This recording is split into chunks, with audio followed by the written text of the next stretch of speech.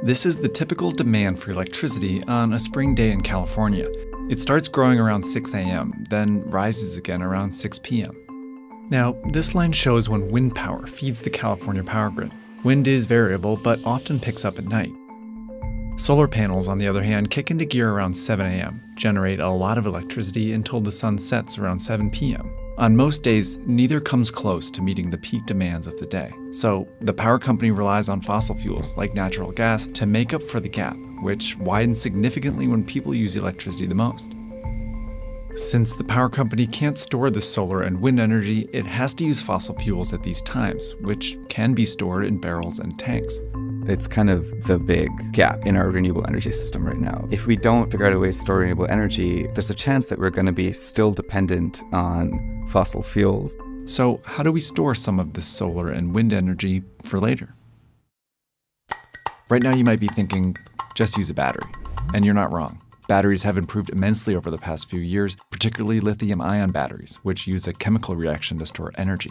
Individual homes that have solar panels often use lithium-ion batteries to store energy, but there's a few reasons lithium-ion isn't perfect for the grid. This is Neil Danesha, a founding writer at Heatmap, a climate news site, and he wrote about this for Vox in 2022. One is just the scale that's needed. We would need a lot at a level that we just don't really have right now. That's a challenge because lithium is only found in a few places on Earth. But more importantly, we need lithium-ion batteries for other things. Lithium-ion battery is really good for stuff that moves because it's relatively light. Meaning it's better suited for things like electric cars and portable electronics, not power grids that stay still. Luckily, there's another energy storage solution that's actually been around for a long time.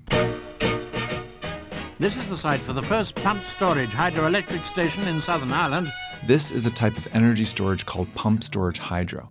They were first built in Europe. The US built one in 1929. And many more were built in the 1970s and 80s as a way to store nuclear power. Today, these facilities are all over the world. There are 39 of them in the US. And they store energy in a really fascinating yet simple way. When energy demand is low, renewable or fossil fuel energy is used to pump water from a reservoir or river up a mountain into a higher reservoir, basically converting this energy into what's called potential energy. So potential energy, you might kind of remember from high school physics. When a thing is up at a height, it has stored potential energy. When it's let go, it turns into kinetic energy. When that energy is needed, the water is released down the mountain, where it's converted into kinetic energy that spins a turbine and generates electricity for the grid. It's a way of combining water, a mountain, and gravity into a battery. And it can be about 90% efficient, meaning only 10% of this energy is lost in the process. Pumped storage hydro works really well, but it's difficult to build more. Well, for starters, you need a mountain, and you need to hollow out a mountain to put pumps inside it, and it takes a lot of money, and we don't have mountains everywhere. So the ideal way to store renewable energy would be something that's cheaper and smaller than a pumped storage hydro plant, but works in roughly the same way.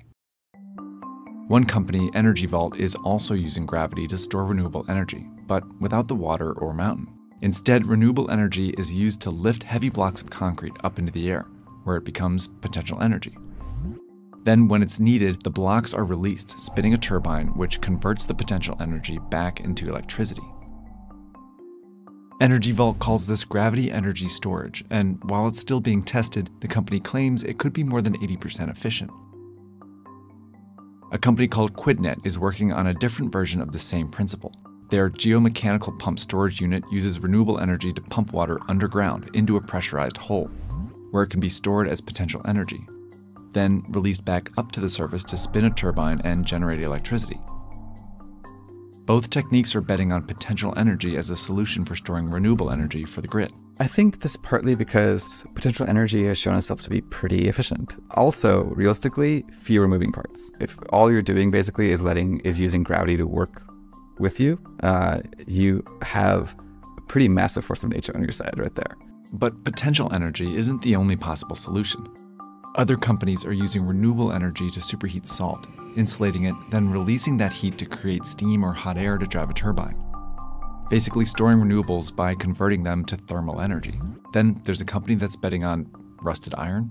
They're called iron air batteries, and what they do is They utilize the chemical reaction that creates rust to store and discharge energy. Right now, these ideas are all in various stages of development, but they are attracting investors.